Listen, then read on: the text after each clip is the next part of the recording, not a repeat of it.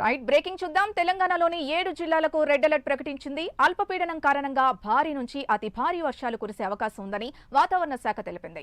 జయశంకర్, భూపాలపల్లి, ములుగు, భద్రాద్రి, కొత్తగూడెం, ఆదిలాబాద్, కొమురం భీం, ఆసిఫాబాద్, మంచిర్యాల, మహబూబాబాద్ జిల్లాలకు red alert IMD alert జారీ చేసింది.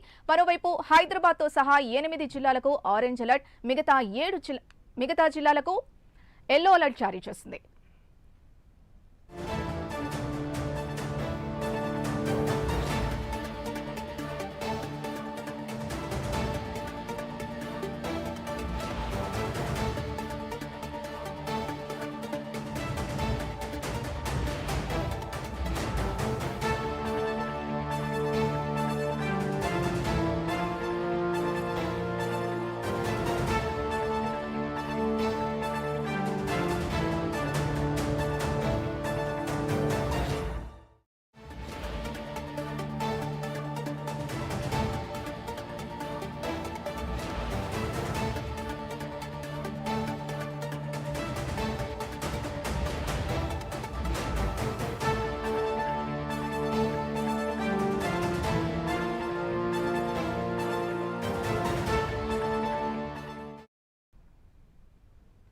తెలంగాణలోని 7 జిల్లాలకు రెడ్ అలర్ట్ ప్రకటించింది. అల్పపీడనం కారణంగా భారీ నుంచి అతి భారీ వర్షాలు కురిసే అవకాశం ఉందని వాతావరణ శాఖ తెలిపింది. జయశంకర్, భూపాలపల్లి, ములుగు, భద్రాద్రి, కొత్తగూడెం, ఆదిలాబాద్, కొమురం భీం, ఆసిఫాబాద్, మంచిర్యాల, మహబూబాబాద్ జిల్లాలకు రెడ్ అలర్ట్ ఐఎండీ అలర్ట్ జారీ చేసింది. మరోవైపు హైదరాబాద్ తో సహా 8 జిల్లాలకు ఆరెంజ్ అలర్ట్, మిగతా జిల్లాలకు ఎల్లో అలర్ట్ జారీ చేసింది.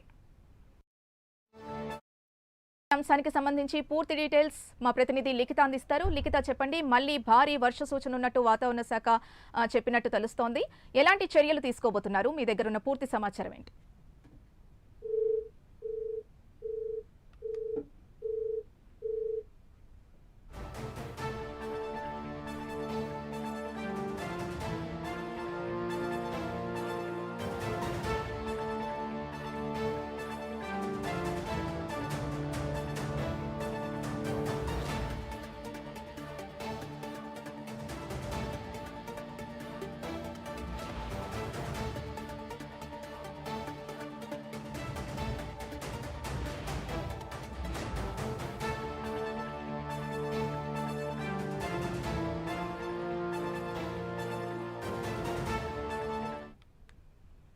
ఇదే అంశానికి సంబంధించి పూర్తి డీటెయిల్స్ మా ప్రతినిధి లిఖిత అందిస్తారు. లిఖిత, చెప్పండి. వాతావరణ శాఖ మళ్లీ భారీ వర్షాలు ఉన్నట్టు సూచించింది.